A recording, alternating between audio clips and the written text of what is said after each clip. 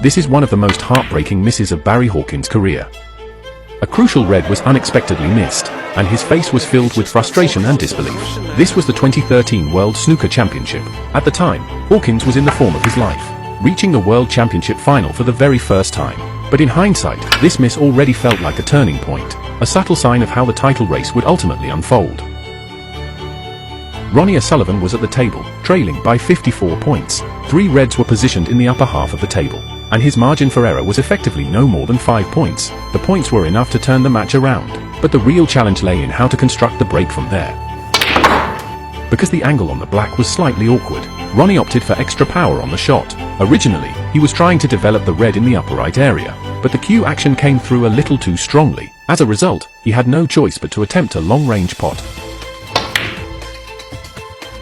The long-range red was dispatched cleanly, and the cue ball finished perfectly on the ideal angle for the black. That is the level expected from the greatest of all time. In fact, as early as the 2012 World Championship, Ronnie had already defeated Owen Carter 18-11 to claim his 4th world title. After that, he took a year-long break from the game. Due to personal and psychological pressures, he almost walked away from professional snooker entirely, even spending time away from the tour working on a farm and living a quiet rural life. But by the 2013 World Championship, he returned to the crucible and entered as a late entrant, only to go on and dominate the tournament once again, reclaiming the title in emphatic fashion, and joining the very small group of players who have successfully defended the world crown. Back at the table, Ronnie chose to develop onto the blue. He took his time before playing the shot, carefully calculating the remaining points on the table. If he had opted for the coffee-colored ball instead, the final red would have required a transition onto the pink, which would have made the clearance significantly more difficult. But by going into the blue, he kept the route simple and efficient, and ensured that with the remaining 6 colors, he could edge ahead by just 1 point to win the frame. It was a calculated, high-quality decision, and a perfect example of Ronnie's fluid, powerful cue action, a technique where his whole arm seems to accelerate through the cue ball, generating effortless penetration and control. In slow motion, it looks less like a mechanical movement, and more like a form of pure cueing artistry.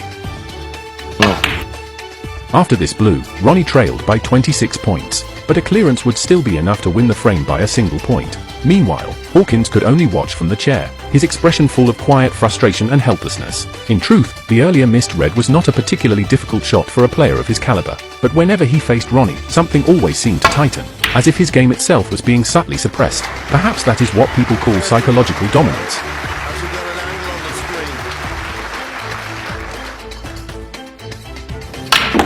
With a powerful, committed stroke, Ronnie sent the cue ball into the cushion and back out with controlled spin, perfectly landing on the next color and keeping the break alive. From this position, the clearance was routine for him. Between 2012 and 2019, Ronnie entered one of the most dominant and stable phases of his career, a period where elite technique and emotional maturity came together perfectly. Although he played fewer events during this time, he managed his energy and schedule with precision, and even when not at his absolute best, he still retained the ability to win tournaments. That is why this era is widely regarded as his true peak. Hawkins could only sit back and accept the situation, because against this level of firepower from Ronnie O'Sullivan, there was simply nothing left to respond with. In it goes!